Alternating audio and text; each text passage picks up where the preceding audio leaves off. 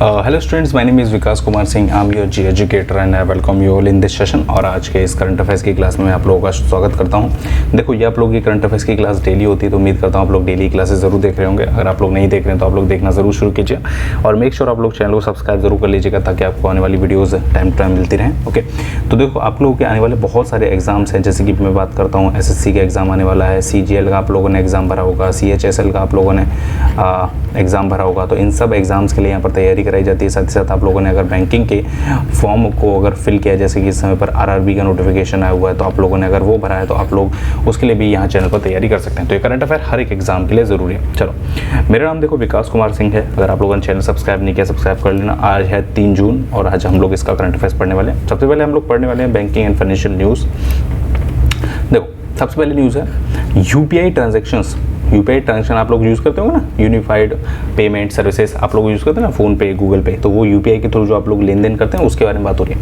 तो ये record high level पर पहुंच गया है रुपीज़ 14.3 ट्रिलियन। रुपीज़ 14.3 ट्रिलियन इतने का ट्रांजैक्शन कर दिया है मई 2023 में इंडियंस ने। ये इंडिया में सबसे ज़्यादा हाईएस्ट अब तक किया गया, सबसे हाईएस्ट है ये। 14.3 ट्रिलियन रुपीज़ है ये, डॉलर नहीं है, रुपीज़ है ये। ठीक है, तो इतना ट्रांजैक्शन हमने सिर्फ और सिर्फ मई के महीने में कर दिया है, मई के महीने में। क्लियर है? चलो देखो, UPI यानी कि यूनिफाइड पेमेंट इंटरफेस का ट्रांजैक्शन जो है ये सबसे ज़्यादा अब तक का सबसे ज़्यादा हाई चला गया है मई 2023 में, with total transaction value rupees 14.3 trillion and the volume of 9.41 billion. अब देखो ये क्या चीज़ है, वॉल्यूम का मतलब ये है कि इस देखो इतने ट्रांजैक्शन किए गए, मतलब अब तक 9.41 बिलियन इतने तो ट्रांजैक्शन कर दिए, और जिसमें कि ट्रांजैक्शंस में जो रुपीज़ इस्तेमाल हुए वो थे 14.3 ट्रिलियन। चलो मैं थोड़ा सा और इसकी चीज़ समझा देता हूँ। सपोज करना मैंने एक ट्रांजैक्शन किया, ठीक है, और मैंने एक बिस्कुट खरीद लिया 10 रुपये का। ठीक है, अब यहाँ पर देखो ट्रांजैक्शन तो एक ही हुआ लेकिन रुपए 10 हो गए। अब मान लो मैंने एक और ट्रांजैक्शन किया, ठीक है, मैंने एक और ट्रांजैक्शन किया और इस बार मैंने 10,000 रुपये किसी को ट्रांसफ़र कर दिए। अब टोटल मिला के ट्रांजैक्शन कितने हुए, तो ट्रांजैक्शन तो सिर्फ 2 गिने जाएंगे, लेकिन उनसे पैसा कितना चला गया, तो पैसा चला गया 10,010 रुपये।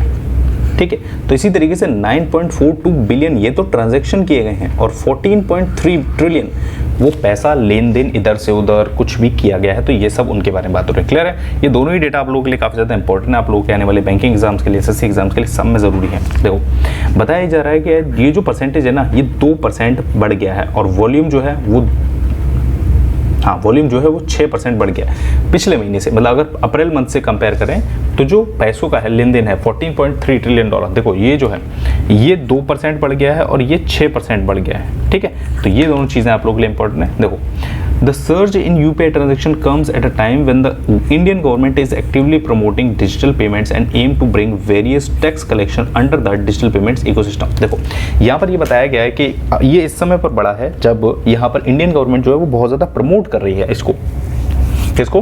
UPI को काफ़ी ज़्यादा प्रमोट किया जा रहा है गवर्नमेंट के द्वारा। बोला जा रहा है कि लाइक आप लोग UPI का इस्तेमाल करें, ऑनलाइन पेमेंट्स का इस्तेमाल करें, डिजिटल पेमेंट्स का इस्तेमाल करें। तो उस समय पर काफ़ी ज़्यादा यहाँ पर वो मिल गया है।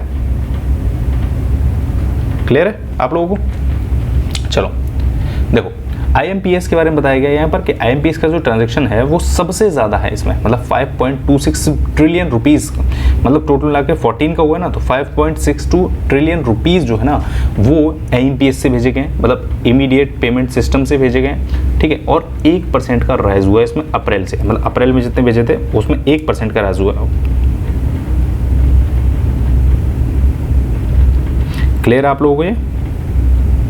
ठीक है, और अगर हम बात करें तो बाकी और जो वैल्यूज़ हैं, जैसे कि फास्टैग का इंक्रीज हो गया 10%, लगभग 335 मिलियन ट्रांजैक्शंस हुए हैं। ठीक है, 305 हुए थे अप्रैल में। आधार एनुअल पेमेंट सिस्टम का इसका थोड़ा सा ना घट गया है मई में, इसका थोड़ा सा मई में घट गया है, मतलब 2.35। मतलब आप लोगों को देखो, अगर आप लोग RBI ग्रेड B के लिए कर रहे हो तो आप लोगों के लिए ये हर एक डेटा इंपॉर्टेंट है कि कितना प्लस हुआ, कितना माइनस हुआ। वैसे अगर आप लोग बैंकिंग या SSC के लिए कर रहे हैं तो ये इतना डीप में नहीं पूछेगा। हाँ, इसका आप लोग याद रख सकते हो कि IMPS का कितना रहा है, तो 5.26 ट्रिलियन रुपीज़ रहा है। क्लियर है आप लोगों को? चलो अगली न्यूज़ की तरफ बढ़ते हैं। JP मॉर्गन ये एक इंटरनेशनल ऑर्गेनाइजेशन है जो क्या करती है कि फोरकास्ट करती है। जैसे इसने इंडिया की GDP के लिए फोरकास्ट किया है जो है 5.5%। ठीक है, और ये इसने बढ़ा दिया है। पहले किया था इसने 5% और अब इसने 5.5 जो है वो बढ़ाकर 5.5 कर दिया। क्लियर है? देखो जेपी मॉर्गन ने रिवाइज किया है प्रोजेक्शन ऑफ इंडिया की एनुअल ग्रोथ रेट जो है वो 5.5% रहेगी फाइनेंशियल ईयर 2024 में। देखो पहले किया था इसने देखो 5% किया था और 50 बेसिस पॉइंट बढ़ाकर अब इसे 5.5% कर दिया फाइनेंशियल ईयर 2024 के लिए। देखो फाइनेंशियल ईयर जो 2024 है ये 1 अप्रैल 2023 से शुरू हुआ है और 31 मार्च 2024 तक ये चलेगा। ठीक है, क्लियर है आप लोगों को? चलो देखो इन्होंने ये भी बोला है कि JP Morgan also caution that the Indian economy is not immune the challenges posted by the like economic slow down tightening financial condition. मतलब बोला जा रहा है कि लाइक दुनिया जिस वैश्विक आर्थिक मंदी से जूझ रही है, मतलब एक तरीके से कह सकते हो कि जैसे रशिया यूक्रेन वॉर चल रहा है, पाकिस्तान में इतनी अनस्टेबिलिटी चल रही है, फ्रांस हुए, जापान हुए, हर जगह महंगाई आ रही है, मतलब काफ़ी सारी चीज़ें हो रही है, लेकिन इंडिया इन सब चीज़ों से फ्री रहेगा। मतलब इंडिया में इतनी ज़्यादा सर्ज जो है ना, मतलब इतनी ज़्यादा दिक्कत परेशानी देखने को नहीं मिलने वाली। क्लियर है? तो आप लोग भी खुश हो सकते हैं। देखो आगे बढ़ते हैं हम लोग अपॉइंटमेंट्स के बारे में पढ़ते हैं। अपॉइंटमेंट और डेजिग्नेशन, किसका अपॉइंटमेंट हुआ, किसको निकाला गया। देखो अमरेंदु प्रकाश, इनको बनाया गया है सेल का चेयरमैन। सेल मतलब सेल क्या होता है? Steel authority of Indian limited, steel authority of India limited. ठीक है, तो ये सेल के चेयरमैन बने। देखो स्टील जो है ना, स्टील काफ़ी ज़्यादा इंपॉर्टेंट है किसी भी मतलब क्षेत्र में डेवलपमेंट के लिए। अगर आप लोग बात कर लें या कैसे भी अगर आप लोग बात कर लें, इंडस्ट्रियलाइजेशन हुआ तो समय स्टील काफ़ी ज़्यादा इंपॉर्टेंट है।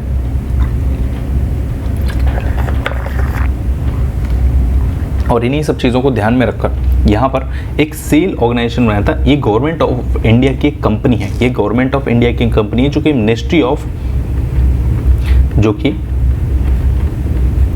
मिनिस्ट्री ऑफ स्टील के अंतर्गत आती है, मिनिस्ट्री ऑफ स्टील के अंतर्गत आती है। ठीक है, सेल ऑर्गेनाइजेशन। तो इसके नए चेयरमैन बने हैं अमरेंदु प्रकाश। देखो Amarendu Prakash as a new chairman and MD of steel authority. देखो ये ना SAIL steel authority of India limited. ठीक है, ये 31 मई से ज्वाइन कर लिया। देखो ये इससे पहले बोकारो स्टील प्लांट है, उसके डायरेक्टर इंचार्ज थे।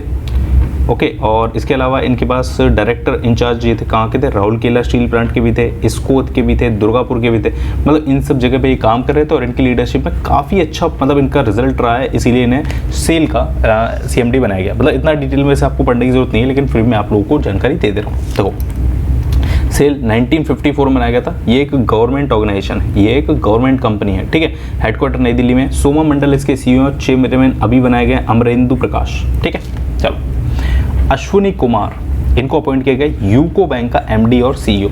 इन्हें यूको बैंक का MD और CEO अपॉइंट किया गया है। ठीक है, अश्विनी कुमार को। देखो appointment committee of the cabinet इसने अप्रूव किया है कि जो अपॉइंटमेंट होगा अश्विनी कुमार का, एग्जीक्यूटिव डायरेक्टर हैं जो इंडियन बैंक के, ये इस समय पर इंडियन बैंक जो है हमारे देश में उसके एग्जीक्यूटिव डायरेक्टर हैं, और अब उन्हें वहाँ से MD एंड CEO बना दिया जाएगा यूको बैंक का। क्लियर है आप लोगों को?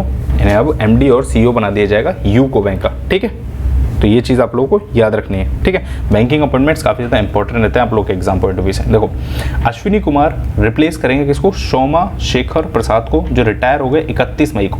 ठीक है, मतलब 1 जून से इन्होंने कार्यभार संभाल लिया। ठीक है, Ashwini Kumar will head the public sector bank, ये गवर्नमेंट बैंक है। पीरियड 3 साल के लिए बनाए गए 1 जून से। ठीक है, 1 जून 2023 से बनाए गए, 24, 25, 26 तक ये रहेंगे। बाकी देखो आगे बढ़ते हैं या कुछ भी होता है तो बाकी मैं जानकारी दे दूंगा। चलो यूको बैंक के बारे में बात कर लेते हैं। 1943 में बैंक बनाया गया था, हेडक्वार्टर इसका कोलकाता में, और अश्विनी कुमार इसके CEO और MD। देखो आप में से कुछ लोग PDF चिल्लाते हो कि लाइक PDF चाहिए सर, PDF चाहिए, तो मैं आप लोगों को बताता हूँ कि आप लोग ना टेलीग्राम ग्रुप ज्वाइन कर लो हमारा। ठीक है, आप लोगों को डिस्क्रिप्शन बॉक्स में उसका लिंक मिल जाएगा। ठीक है, या फिर आप लोग बैंकिंग विद विकास सर ये सर्च करना और आप लोगों को हमारा ग्रुप मिल जाएगा, तो आप लोग उसको ज्वाइन कर लेना।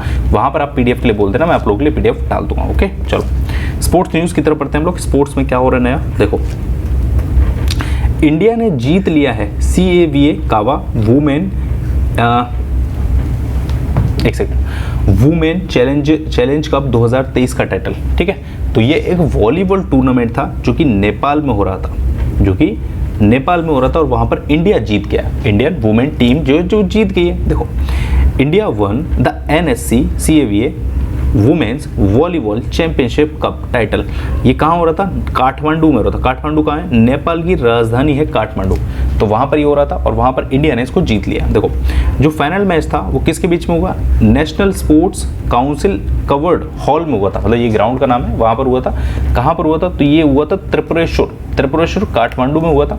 इंडिया यहाँ पर चैंपियन बन गया, किसको हराकर? कजाकिस्तान को। तो आप लोगों के लिए इंपॉर्टेंट क्या क्या है? देखो आप लोगों के लिए इंपॉर्टेंट है ये टूर्नामेंट कहाँ पर हुआ था? तो नेपाल काठमांडू में हुआ था। ठीक है, फाइनल किस किस के बीच हुआ था? तो इंडिया और कजाकिस्तान के बीच हुआ था, मतलब फर्स्ट नंबर पर आया इंडिया और सेकंड नंबर पे कजाकिस्तान। क्लियर है? चलो देखो मैंने यहाँ पर लिस्ट बना दिया। Winner India, runner up Kazakhstan, third number पर नेपाल, फोर्थ नंबर पर उज्बेकिस्तान, 5वें नंबर पर श्रीलंका। टोटल 8 टीमें इसमें थी और 8वें नंबर पर रहा है बांग्लादेश। क्लियर है? 8वें नंबर पर बांग्लादेश रहा है। चलो आगे बढ़ते हैं हम लोग नेशनल न्यूज़ की तरफ बढ़ते हैं। कौन सा देश और दुनिया में, हमारे देश में क्या खबर है? देखो PM Svanidhi scheme celebrates successful completion of 3 years। मतलब पीएम स्वनिधि स्कीम को 3 साल कंप्लीट हो चुके हैं, तो उसके बारे में बताया जा रहा है यहाँ पर। देखो पीएम स्वनिधि स्कीम जून 2020 में इंप्लीमेंट की गई थी जब कोविड आया था। जब कोविड आया था ना तब इसको इंप्लीमेंट किया गया था। तो देखो यूनियन मिनिस्टर हरदीप सिंह पुरी ने बताया है कि लाइक जो prime minister street vendor Atmanirbhar Nidhi scheme थी उन occasion of successful completion of 3 years। देखो क्या था? देखो जब इसको शुरू किया गया था तब तो इसको मतलब मैक्सिमम 1 साल के लिए शुरू किया गया था, क्योंकि देखो एक चीज़ बताता हूँ, जब कोविड आया, ठीक है, कोविड आया तो सभी लोगों के घर परिवार मतलब सब लोग घरों में ही रहे थे, ठीक है, तो दुकानें मकानें वो भी बंद थी। अब बड़े बड़े जो बिजनेसमैन थे वो लोग क्या करते हैं कि लाइक उन्होंने जब वापस अपना काम काज शुरू किया तो उन्होंने क्या किया? बैंक से कर्ज ले लिया, ठीक है, बैंक से लोन ले लिया, उनके पास ज़मीनें थी और कुछ पैसा उनका, मतलब एक होता है ना बड़े बड़ा बिजनेसमैन है उसके पास पैसा ऑलरेडी होता है, तो उन्होंने तो ये काम कर लिया। लेकिन देखो आप लोगों ने बहुत सारे देखे होंगे कि जो सड़क किनारे ठेल लगाते हैं, दुकान लगाते हैं, उनका क्या? उन लोगों का तो बिजनेस भी नहीं हो पाया, क्योंकि भाई वो तो उसी से कमाते हैं। जैसे बड़े बिजनेसमैन थे, दुकान बड़ी बड़ी दुकानें हैं, तो उन्होंने कहीं ना कहीं थोड़ा बहुत अपना बिजनेस चलाते रहे, थोड़ा बहुत पैसा कमाते रहे, उनके पास पुराना है। लेकिन जो यहाँ स्ट्रीट वेंडर्स होते हैं, जो घर के आसपास आपने देखा होता है, कोई चाउमीन की दुकान लगाता है, कोई फल की दुकान लगाता है, कोई वैसे दुकान लगाता है, तो उन सब का क्या होगा? तो इनके लिए भी मतलब सरकार ने एक योजना निकाली थी जिसका नाम था देखो प्रधानमंत्री स्ट्रीट वेंडर आत्मनिर्भर निधि। ठीक है, इसमें क्या था कि इन लोगों को 10,000 रुपए की राशि एज अ लोन दी जाएगी 1 साल के लिए। मतलब 1 साल के अंदर आप इस 10,000 रुपए को चुका सकते हो, हर महीने की किस्त बना दी जाएगी, आप उस हिसाब से इसको चुका सकते हो। इससे क्या होगा कि भाई आप लोग अपना जो कामकाज है, जो अपना धंधा है, वो फिर से आप शुरू कर सकते हो। ठीक है, वो सारी चीज़ें हो जाएंगी। अब जब 1 साल इसको कंप्लीट हुआ ना, तो सरकार को लगा कि नहीं, अभी पूरी तरीके से हम इस योजना को पूरे देश में सभी लोगों को लाभ नहीं पहुँचा पाए हैं। अभी भी बहुत सारे लोग ऐसे हैं जिन लोगों को इसका लाभ मिलना चाहिए लेकिन नहीं मिल पाया, तो उन लोगों के लिए ये स्कीम और आगे एक्सटेंड कर दी गई और अब इसे 3 साल हो गए हैं। ठीक है, आप देखो PM Svanidhi scheme which was launched in 3 years अगो, जून 2020। मैंने आपको बताया था एम क्या था? रीस्टोर, फिर से रिस्टोर करना स्वरोजगार, स्वावलंबन, स्वाभिमानी, self employees, self sustain and self confidence with in street vendors, जो मैंने आपको बताया था। देखो वही चीज़ है, यहाँ पर आप लोगों को 10,000 रुपये का लोन मिलता है। ओवर 50 लाख स्ट्रीट वेंडर्स को दिया जा चुका है अभी तक, मार्च 2024 तक का डेटा है। इम्प्लीमेंटेशन किसने करवाया? तो इसको पार्टनरशिप की थी small industry development bank of India SIDBI के द्वारा। इसका एम था to provide financial support to street vendor and facilitate their growth and development, जो मैंने आपको बताया कि लाइक उन लोगों को भी एक सपोर्ट देना फाइनेंशियल। क्लियर? चलो, These loans are repayable in a monthly installment over a period of 1 year। मैंने आपको बताया था in just 3 years the scheme was successfully provided micro credit to over लगभग 3.6 मिलियन स्ट्रीट वेंडर्स को इससे लाभ मिला है देश भर में।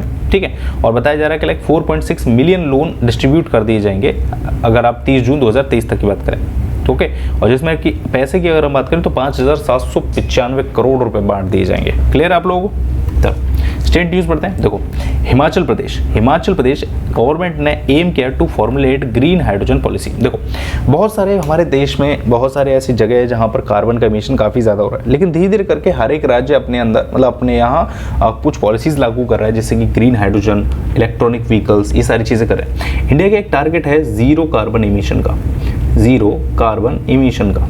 ठीक है, तो ये 2050 तक हमको अचीव करना है। अब सेंटर के लेवल पर अपने पर काम कर ही रही है, लेकिन हर एक स्टेट भी अपने लेवल पर काम कर रही है। अब उन्हीं स्टेटों से मिलकर तो एक देश बन रहा है ना, तो अगर स्टेट्स में बिल्कुल भी कार्बन एमिशन नहीं होगा तो देश वैसे ही सुधर जाएगा, ठीक है। तो यहाँ पर हिमाचल प्रदेश ने बोला कि हम अपने यहाँ ग्रीन हाइड्रोजन पॉलिसीज लागू करेंगे। ग्रीन हाइड्रोजन मतलब हम अपने यहाँ यूज भी करेंगे, बनाएंगे भी, और आगे हम प्रोवाइड भी करेंगे। अगर किसी स्टेट को चाहिए तो हमसे ले भी सकता है। देखो, हिमाचल प्रदेश के जो सीएम है वो है सुखविंदर सिंह सुक्खू। इन्होंने इन्फॉर्म किया that the green hydrogen policy would be formulate to promote the use of the green hydrogen and establish the state as a leading hub for its production. मतलब यहाँ पर as a leading hub production होगा, किसी और को चाहिए तो वो स्टेट ले सकता है हमसे। देखो, renewable energy resource including ample sunlight, water, wind make the state an ideal location for generating green hydrogen. देखो क्या है ना, ये थोड़ा सा ऊंचाई पे पड़ता है, हिमाचल प्रदेश जो ऊंचाई पे पड़ता है, तो वहाँ पर सनलाइट, वाटर, विंड, ये सब मतलब प्रचुर मात्रा में है, जिससे कि मतलब इनको कोई ज़्यादा दिक्कत परेशानी नहीं होगी कि मतलब ये ऐसा बन सकते हैं कि वहाँ पर मतलब आराम से सारी चीज़ें उपलब्ध हैं, तो अच्छी तरीके से ये लोग ग्रीन हाइड्रोजन बना सकते हैं। देखो, प्राइमरी ऑब्जेक्टिव है ग्रीन हाइड्रोजन पॉलिसी का to attract investment in the large scale renewable energy projects के लिए, ensuring a consistent and sustainable supply of green electricity for electrolysis. देखो क्या है ना, यहाँ पर ग्रीन हाइड्रोजन पॉलिसी मतलब ये अपना आइडिया बताएंगे, प्लान बताएंगे, बहुत सारे इन्वेस्टर्स इसमें पैसा इन्वेस्ट करेंगे, बहुत सारे स्टेट हो सकता है यहाँ पर मिलकर आपस में काम करें। उससे क्या होगा कि ये प्रोजेक्ट काफ़ी बड़े लेवल पर बन पाएगा, और बन पाएगा तो वहाँ से फिर इम्प्लीमेंटेशन अच्छी तरीके से देश भर में हो पाएगी। क्लियर। चलो, हिमाचल प्रदेश के बारे में बात करें तो शिमला यहाँ की कैपिटल है समर में, और धर्मशाला में विंटर में है, ठीक है। सुखविंदर सिंह सुक्खू इसके सीएम हैं। गवर्नर है शिव प्रताप शुक्ला। चलो, डिफेंस न्यूज़ के बारे में बात कर लेते हैं। डिफेंस न्यूज़ देखो, इंडिया और थाईलैंड ने कंडक्ट किए 35th Indo Thai coordinate petrol, जिसे बोला जाता है कॉर्पेट, ठीक है। ये 35वीं बार हुआ है। देखो, इंडिया और इंडियन नेवी और रॉयल थाई नेवी ने 35वीं एडिशन किया है इंडिया थाईलैंड कोऑर्डिनेट पेट्रोल, जिसको बोला जाता है इंडिया थाई कॉर्पेट। ये इसका एम है reinforcing maritime linkage between the two countries and ensuring the safety and security of the Indian Ocean। मतलब देखो, इंडियन ओशन में सेफ्टी और सिक्योरिटी को बनाए रखने के लिए ये दो देश आपस में इस एक्सरसाइज को करते हैं। क्लियर है। चलो देखो, द इंडियो थाई जो कॉर्पेट है has been conducted by annually, मतलब 2 साल बाद होती है, सिंस 2005 से हो रही है, ठीक है। अच्छा, बाई एनुअली मतलब साल में 2 बार ये होती है। Along the international maritime boundary line, ठीक है, to enhance understanding and interoperability between the two navies. The exercise aim to prevent the surpass unlawful activity such as illegal जो रिपोर्टिंग अनरेगुलेटरीज जो हो रही हैं, फिशिंग हुई, ड्रग ट्रैफिकिंग हुई, piracy हुई, आर्म्ड बॉर्डर। मतलब देखो क्या है ना, इंडियन ओशन में इंडिया और थाईलैंड के बीच में जो बॉर्डर पड़ते हैं, जो सी बॉर्डर पड़ता है, वहाँ पर कोई भी गलत एक्टिविटी ना हो, जैसे कि गैरकानूनी तरीके से मछली पकड़ना, यहाँ के मछुआरे वहाँ पहुँच जाए, वहाँ के यहाँ आ जाए, या किसी और देश के आ जाएँ, ड्रग्स की तस्करी होना, तो ये सारी चीज़ें ना हो, उसके लिए ये लोग पेट्रोलिंग वगैरह करते हैं। क्लियर है। चलो, इंपॉर्टेंट डेज, तो गोवा का स्टेटहुड डे था 30 मई को, ठीक है। मतलब जैसे गोवा डे बोला जाता है। देखो, गोवा डे हमारे देश में बहुत कुछ ऐसे मतलब जगह थी, जैसे आप लोगों ने सुना होगा कि 1947 में हमारे देश को आज़ादी मिल गई थी उस समय पर, लेकिन गोवा को आज़ादी नहीं मिली थी। गोवा उस समय पर जो है वो फिर भी गुलाम था, ठीक है। 30 मई को ये फ्री हुआ था।